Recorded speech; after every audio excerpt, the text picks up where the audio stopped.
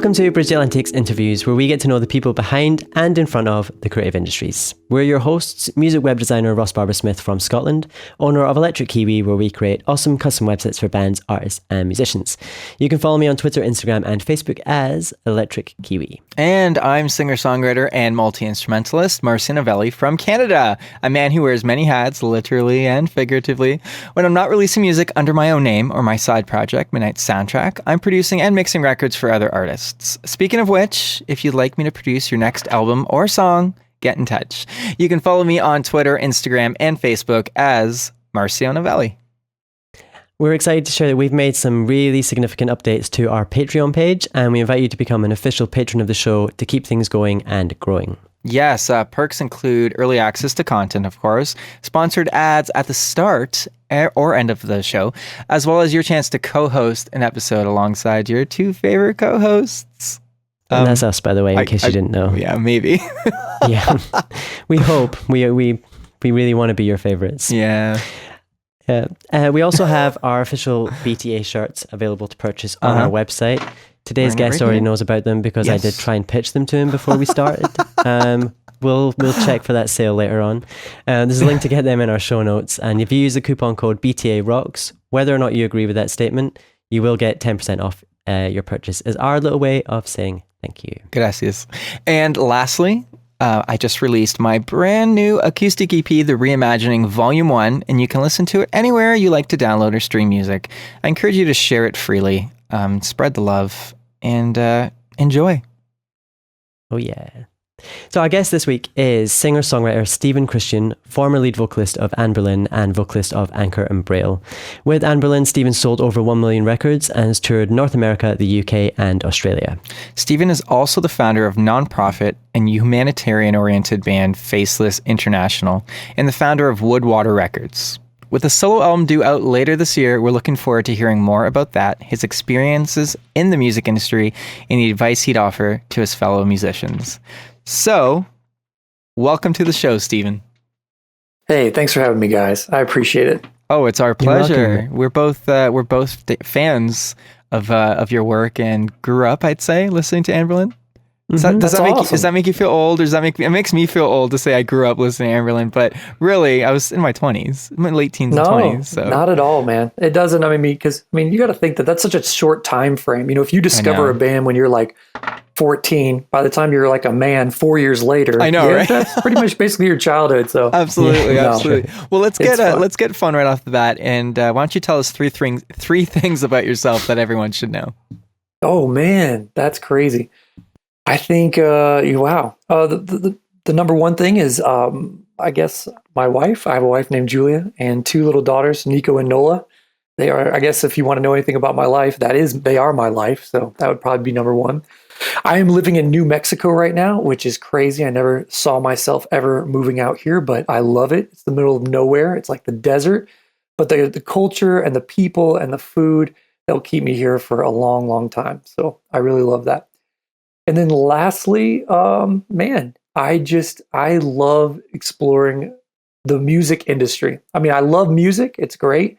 But the music industry to me is so absolutely fascinating. It's, it's incredible. I think there's something to learn and know every day. It's changing so rapidly. You got to look from like the 50s to the 80s, from the 80s to 2000 to 2017 is unrecognizable. So every day it's changing, and I love kind of keeping up with it. I think it's fascinating. Well, I want to jump right in and say that it's been literally 2 months shy of the 10-year anniversary of you going on tour with The Reason.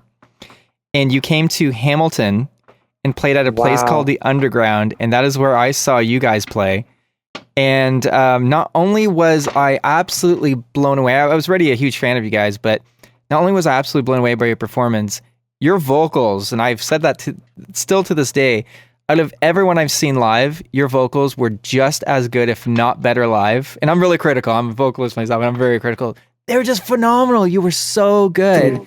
And even more importantly, after the show, I'm sure you don't remember this. You've gone on so many tours and seen so many fans, but you hung out with my wife and I after the show for like a good half hour, maybe even an hour, just chatting and talking. And this was Wow. outside by the bus and everything. And it meant so much to me. I mean, this, I was in my early 20s, really, really working at the music thing. And you were so encouraging, so kind, and it really meant a lot. So thank you for that. That's crazy because I am really, really cocky and I don't talk to anybody. So just, just call yourself lucky because that just has never happened. You were very surprised. Awesome, it was a good day. It must have been a good day. It was I must have been just on cloud nine or something. Thank you so much. I mean, that means the world to me. I mean, that is a very important, and I understand that this podcast is a little more geared towards the music industry. So Sure. I can kind of give you some insight behind that. I don't use, when we went to record records, I would never use fancy mics. I hated when we would change mics midstream. I was, very adamant about asking whoever my audio guy was at the time, hey, what mic are we using live? It'd usually be a Shure SM53, 54, 57, whatever we were using at the time. And I would just ask him for it. And then I would hand it to my producer and be like, as much as possible, I want to use this because I don't want to sing or try to pull off something on the record that I could not do live. To me, that was very important, so that's why, you won't, occasionally would throw something in if we were looking for a particular tone or particular sound. But for the most part, I really wanted the real thing. I just felt disingenuous if I trusted anything else. So I'm not saying, that's the reason that it sounded like that. But I'm just saying I tried that, that was definitely a focus of mine. I hated when I would go to a show and I would be like, good God, man, how much auto-tune did you actually use on the record?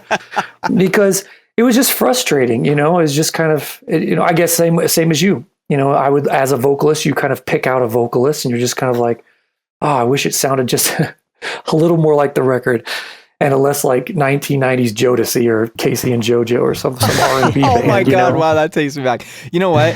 There's like two ends of this, or I think there's like three kind of places you can be at mainly. You can be at a place where no one really realizes anything. And I guess that's okay. You don't want to be on the end where it's like, oh my God, that's so awful. But you were, and you are on the one end that is rarity where it actually catches your attention. How fantastic it is. And my wife, she's a huge music lover, but not a musician herself. And I remember her realizing that too, and that standing out to her and just, it hits you here, you know what I mean? When it's just so honest and real. And when you can actually sing and when you can actually pull it off live. So yeah, that's awesome. Interesting though about the microphones. I find that very interesting. And that's obviously a testament to your character for sure. Thanks. I kind of like to great. touch on, I'm sure the fact that you've got a really good relationship with your fans, hanging out with people at shows and stuff, I'm sure that's, part of what's attributed to the longevity that Anberlin had. And I think that the longevity that you guys had was definitely something a lot of other bands would like to be able to achieve and replicate. What would you personally attribute that longevity to? In politics, they call it grassroots, and it's where you kind of get in with the people and groundswell from there. I think the biggest curse that a band could ever achieve is a massive first record. If you look back in your catalog, I'm not going to name names. If you look back in the catalog of your head of bands who had a massive first record, sold over 1 million, their career started there and then worked its way eventually down. Very, very few times. I can't even think of one. Is the antithesis true? You're kind of recoiling. So the best thing that you could do is sell 1,500 records your first record and be disappointed, feel all like, man, I can't believe it. But the fact of the matter is when people feel connected, that is a great place to start from. And it's not, I'm not trying to pat myself on the back, but it was never kind of a marketing ploy. I'm not hanging out with somebody one-on-one at a bus for an hour after the show because I'm like, man, this guy's going to start a podcast in a decade. It's not, that's not the point of it. The point of it is to kind of connect on a real and personal level. Because you know how you felt. Remember when you were a kid and you found that record and you were like, nobody else knows this. These lyrics mean something about my life. I can relate with this song. And then when you meet that person or you get some type of personal touch or personal connection, you're never going to let that go. As long as you live, it's yours forever. And so grassroots, it's all about the grassroots, working hard and being diligent and never taking any opportunity for granted. I remember I'm going to botch the year, but I'm going to say 2009, 2010, Lil Wayne was on every single record. He would do if any small town band was just kind of like, or hip hop artist was kind of like, be on my record. I think there was a series where he was like, had 40 or 50 cuts with other bands or other hip hop artists. And a lot of people would be like, man, you're kind of just, making yourself not a commodity. You're just throwing yourself on all these records. What's the point? Well, when he released his next record, I think it was Carter the Third, it was massive. I mean, the first week was over 1 million records, but people felt a connection, even if only 20, 30, people heard this guy that you were on with this one, or, 1,000 heard this one. Those are all these fans, and the culmination of it is a massive record. And so I just say, hit the grassroots campaign market. It's all about the personal connection, the personal touch. Again, candidates have this thing where, there's an 18% spike in votes, when you go and have a connection. So, if you shake their hand, there's an 18% more likelihood for them to shake hands. I culminate that a lot with playing those shows for 16 and 17 people like we did in the beginning. When you had that personal connection where they can go, man, I remember we played there at this little dive bar, and it was me and 10 other people, and they were cutting up, but the music was great, and everybody just kind of felt connected, and there was energy in the room. I'll never forget that show. I think that's huge. I think that's invaluable to make sure that you connect on that type of level with the 16, 17. Man, if your first show coming out was on, is on MTV, and you guys did some type of special on, whatever, whatever channel, and the label pumped in, $100,000 to make sure that you got commercials in between, this and that, ESPN or whatever the show, cable network, and your first show starts at 1,000 people. There's no connection there. There's no connection. There's no connecting at that level. Again, you want your first records to be small. Curse yourself with a small record, and you can be. That's the grassroots of a long career. I'm on the right path. There you go, man. Right path. No, but really, I could not agree with you anymore. That's the motto I've been standing by for over a decade now. It's just, it's. I don't believe that it's about having the most fans, and more now than ever. It's about like quality over quantity, and the idea of really cultivating and caring about those people who care about you and what you're doing. So clearly, like, you've been on both ends of it, I think. And I think that you seem to be able to adapt and change and realize, even though you were on in the past, even though you had Anberlin was. You guys did sign a major label at one point. That wasn't off the bat. You guys had paid your dues. You guys had, and even besides being on whatever label you're on, you guys always connected with your audience, as I've clearly demonstrated. So I love it. I love it. Absolutely love it. I do want to ask, kind of shifting gears a little bit here.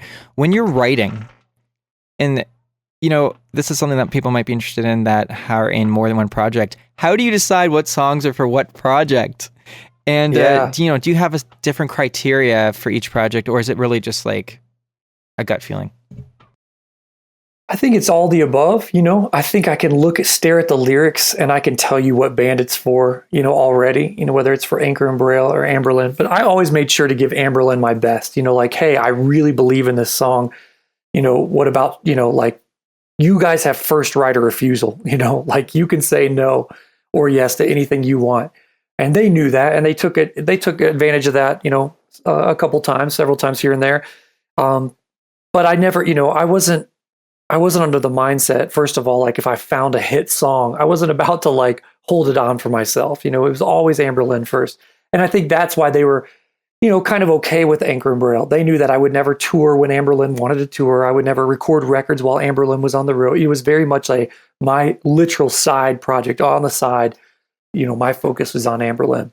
Other than that, a lot of like Anchor and Braille stuff was just my passion. It was very whimsical, like whatever I was into. The first one was very kind of, I'll equate it a lot to like Ryan Adams. The first Anchor and Braille. The second one was kind of a little more. I don't want to call it folk because that's tainted now. A little more Americana, I guess you would say. And then the third one was very much like electronic. It was just whatever I was into, whatever I was listening to, whatever I wanted to challenge myself with. That's what Anchor Braille. And so you can't do that when you're in a band like Anberlin, where people are looking for a particular sound. If you're going down this avenue and you suddenly turn it, veer it, 90 degrees, you're gonna lose people. You might as I don't appreciate when bands do that. If you want to do that and you're a band and you want to get super cool and hipster and awesome, go start a side project, man. You're going to lose your fans by saying, oh, no, this style of music that we're playing, if Newfound Glory came out with with an Arcade Fire record, oh my gosh, they would just ruin, but they would just lose their audience. It's just how it is. So M88 is M88, M83, sorry. M83 is M83. They just cannot veer off a path. So if you want to get crazy with a side project, you're a successful band out there, go venture off on your own, but come back to your fans. That you cannot lose that core of people. And so that's why Anberlin, I was always very cautious about like, hey, here's my song, but it needs to sound like Anberlin. It cannot sound like, anybody else or anything else. It needs to sound like Anberlin. I think that's really interesting that you say that. We actually just recently had John Wozniak of Marcio Playground on the show, and he said something very similar because he has a band and he's starting a side project, a solo project.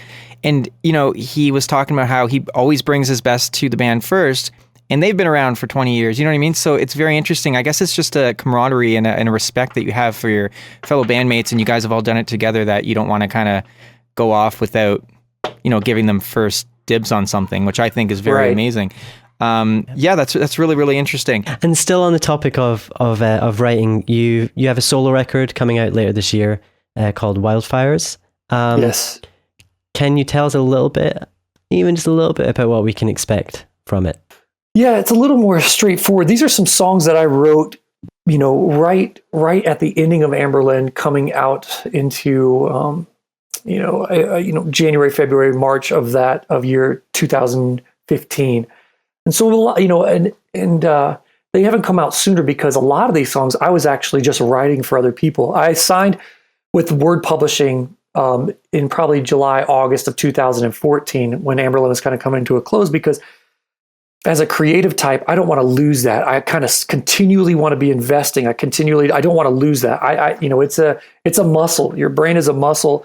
Writing is a muscle. So as soon as you kind of like put down the weights, you just get flabby, and so for lack of better analogy, because that was horrific. But, it's just one of those things where I wanted to continue it. And so I began to write for other people. And, other people would come to me and say, hey, can you write me a pop song? Can you write me a commercial? Can you write me this and that? And I just kind of wanted to continually exercise that. And so after a while, I started to realize, man, that's what's so hard about being an artist and a songwriter, is that you feel so connected to the music. You hear the song or you hear the lyrics and you're like, that's me. Like, why are you going to sing about my life? How is that not awkward for you? And so then after a while, I started the Word Records came to me and said, hey, would you want to put out a record? And I said, no way. I would rather off myself than get back into a tour bus. I'm fine where I'm at. I love, again, as I said in the beginning of the conversation, if you know anything about me, it's my family. So I'm going to go ahead and hang out with them now. I've put in my due diligence on the road. So I just kind of, slowly got talked into by my wife and by friends, just like, hey, why don't you put this out, on your own?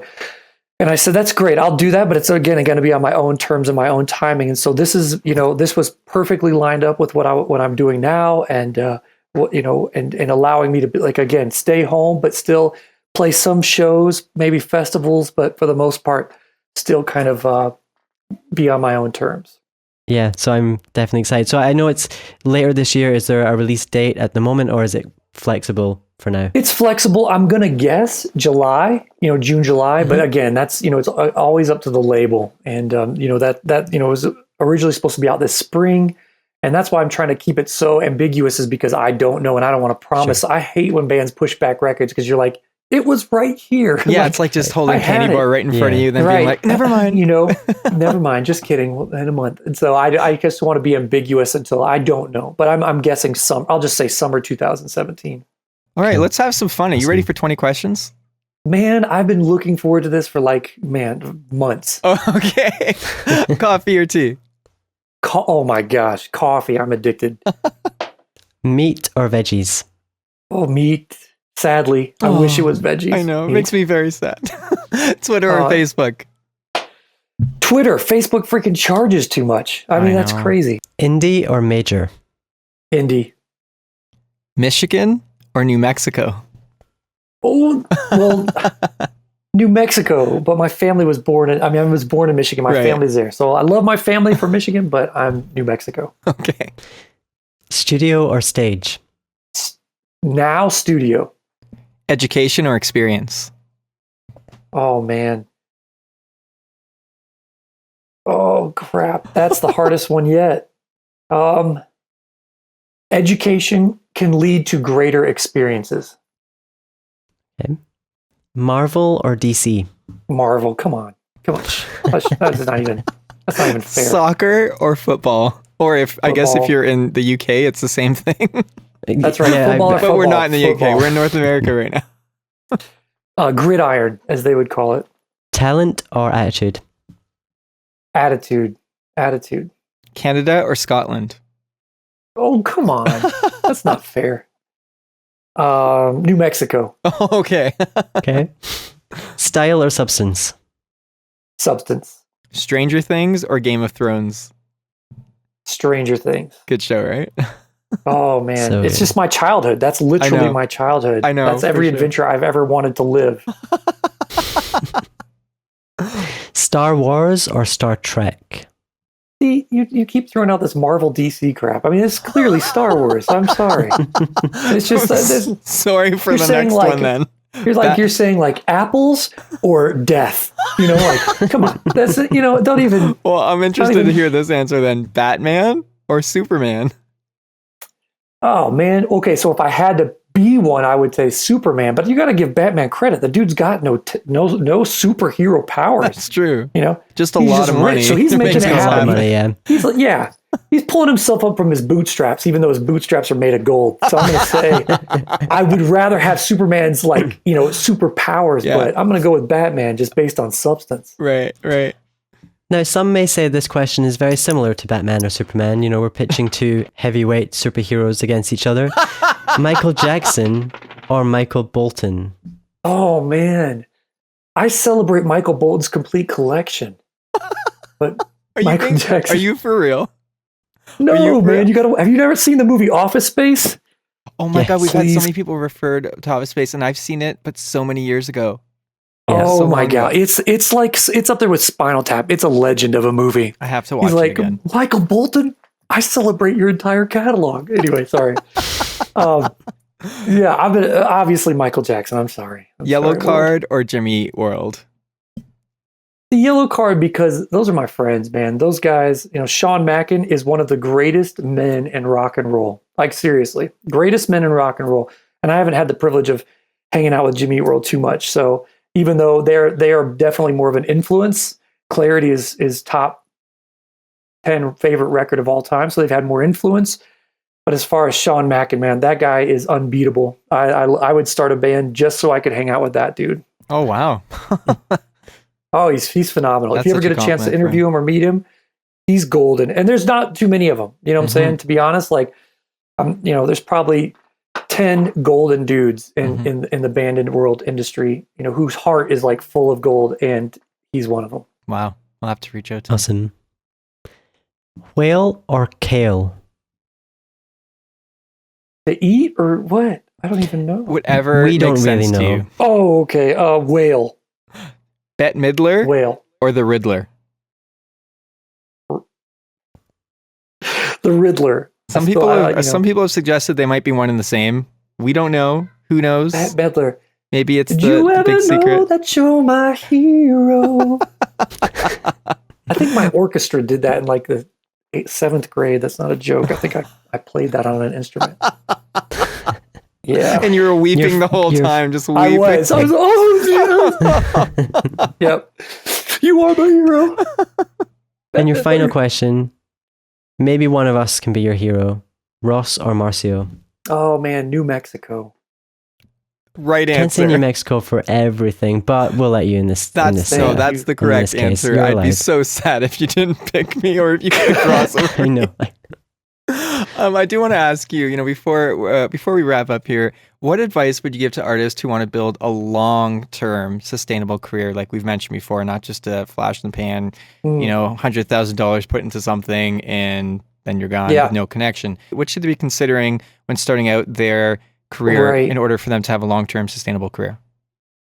Well, man, I got a list for you, but I think to quote Abraham Lincoln when he said, "Every day we hustling," and I think that's what you need to live by. Is basically every day is a hustle. No matter what you put your hands to, you can't put your feet up. Even if when you get signed by a major or an indie, you can never put your feet on the desk. You have to be working every day. If you're not on the website, you need to be meeting fans. If you're not meeting fans, you need to be writing more music. You're not writing more music, you need to be listening to music. You cannot stop. And the day you stop, for instance, like today, I like gridiron or football for you North Americans. I like football, and I was watching this, kind of thing on this video this morning, and I was watching as these dudes were like, "It's off season, we're not playing football right now," but they're freaking pumping, just pumping, and I was like, I don't know if I could do that because I don't know. I don't have that much passion. I would kind of be like lazy, like I got it up, and then I'd put it down and kind of walk away. But I was like, well, that's what separates teams is the fact that on your off season, you are hustling, you are working your butt off. And the person who's not on the other team, that's the losing team. The people that work harder. The same in the band world or any other type of industry that you want to get into. It's the off season preparers that are going to win. It's those dudes whose mind in the middle of where some other people are kind of watching a movie or dazing out is kind of creatively kind of going through the motions, kind of, for a football player, he's writing plays. For a musician, he's watching this movie and kind of getting inspired, like, man, I feel like an anthem could come out of this theatrical presentation or this movie or this podcast or whatever the case might be. Their brain is constantly working on what's next, It's the apathetic that will get left behind. It's the creative pioneers that will always kind of like be in the forefront of the music industry because they're always working, and it's not just about talent. It really isn't. Talent's part of it, and talent's a good chunk of it. You don't have good music, but you look good. It doesn't matter. There was this band that came out a couple years ago and they were put together by a label. They were kind of like a boy band, but they weren't. They had a big following overseas because no one can understand their lyrics, but they got here and they were just a flop, a mess. So, they looked good. They had the name, they had the label, they had everything, but they didn't have the songs. At the end of the day, it is all about the songs. You know what I'm saying? So concentrate, but hustle. And I feel like, and again, going back to the football analogy, that guy was lifting weights this morning because he's passionate about football. He's passionate about what you do. You have to be passionate about the music and the music industry, or it will eat you alive, because you'll be disappointed. The fact of the matter is, like, even in the heyday of Anberlin at its peak, I was still running a label. I was concentrating on Anchor and Braille. I was working on getting my MBA. I was doing social media for Ultimate Ears. I was hustling. It's you have to diversify your time, because if you put all your, if you concentrate just solely on one thing, that's great, but no one's promising you tomorrow. You have to be forward thinking in the music industry, so even though you're in a band and you guys are selling 1 million records, have a little bit of foresight to say, what becomes of me in 10 years? There's the fact that we got to put out more than 3 records or last more than 4 years is an anomaly. So see what I'm saying? You've got to, not many bands are U2. There's not many bands who are going to be, have a career that lasts over a decade. Most bands, I think it's 97% of bands that all form sell less than 1,000 records. So if you sell more than 1,000 and you have a more than 3-year career, you did it. You literally did it. Yeah. You were in a 97. You were in a 3% percentile of groups or bands or artists. So, but again, even if you're selling a lot of records, think 10 years down the road. What becomes of my wife? What becomes of my kids? What am I doing next? Because I know a lot of people who are just kind of now back living with their parents, or are back selling merch for other bands, or are back, you see what I'm saying? Like, because they just got lost. I know a lot of guys that when they got out of the band, they were so emotionally distraught, they just disconnected. They stopped talking with their bandmates. They kind of reclused into nothingness. And it was just kind of like, man, when your identity has to be greater than the music that you perform. Does that make sense? It makes more than sense. I think that might have been my favorite advice that anyone's ever given on the show. And all I can speak is for myself is that you are speaking directly to me, man. I'm telling you right now, you've gotten me so pumped. Let me close with this, guys, because I got a jet. But remember that it's always the music industry. Music is part, and industry is the other half of that word. So to people who are starting the bands or getting into the business, concentrate and focus and treat it like a company. You treat it like a company, and that's sad because you're like, oh, what about the passion? Yeah, that's the music half. Leave the passion over here. But if you have to get savvy. If you're complaining about your record label contract, I blame no one but you. You failed to have the foresight to not hire a lawyer. You signed your name to that paper. Don't complain later on. That's not them. That's a company. That's a corporation. That's how they feed their family. You need to look out for you. And so, realize the passion of the music's over here. That's half of it. The industry's over here. So treat it like a business. And so some books that I feel like you need to read are 7 Habits of Highly Effective People. It's incredible. That's really great. And then the 21 Irrefutable Laws of Leadership by Maxwell is another great one. And I know this sounds all like, man, this is just, where's all the dream and where's all the desire and where's all the kind of the good feelings? And I'm like, man, you want some good feelings? You do your homework now so that later you'll have the best experiences. Okay. So focus now. And then later on, you can sit back and dream and have, yeah. You're a smart guy, Steven. Where's the best place for people to find you online? At Christian Music, everywhere. At Christian Music, Facebook, Instagram, and Twitter. So check me out there. Awesome. And you can find us on Twitter, Facebook, Instagram, iTunes, and YouTube. Don't forget to visit our website and pick up one of our shirts while you're there. And as I mentioned earlier, my brand new acoustic EP, The Reimagining Volume 1, is now available everywhere. I'm also working on my second solo album, and you can be a part of it at marcionovelli.com/pledge. Make sure to follow me on Twitter, Facebook, Instagram, and Spotify, which I'm now verified on, which are all my name, Marcio Novelli.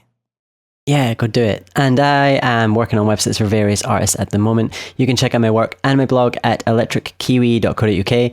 You'll find me on Twitter and Instagram as Electric Kiwi and on Facebook, Electric Kiwi Design. This episode was brought to you by 30 Roses, a virtual assistant and consultant to musicians and other creatives, as well as Chris Keaton, Joe Centenary, Buck Naked Soap Company, the Music Entrepreneur Headquarters, and Social Surge. All links are in the show notes, so please check them out because they help to keep the show alive. They do, and if you want to be one of those people that also helps keep the show alive, we would love you forever. Just visit patreon.com/bridgetheatlantic.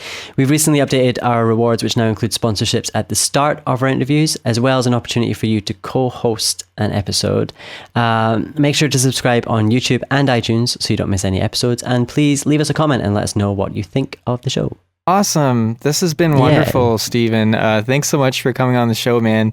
Like I said, we're huge fans of you, and it's so great. I think the worst thing is meeting someone that you admire and they're just terrible. But that's why awesome. They say don't meet your heroes. I don't mean anything like that. Never meet you really idols, are. You're a total sweetheart, man. We love you, and we would love to welcome you back on sometime. Hey, whenever you want, let me know.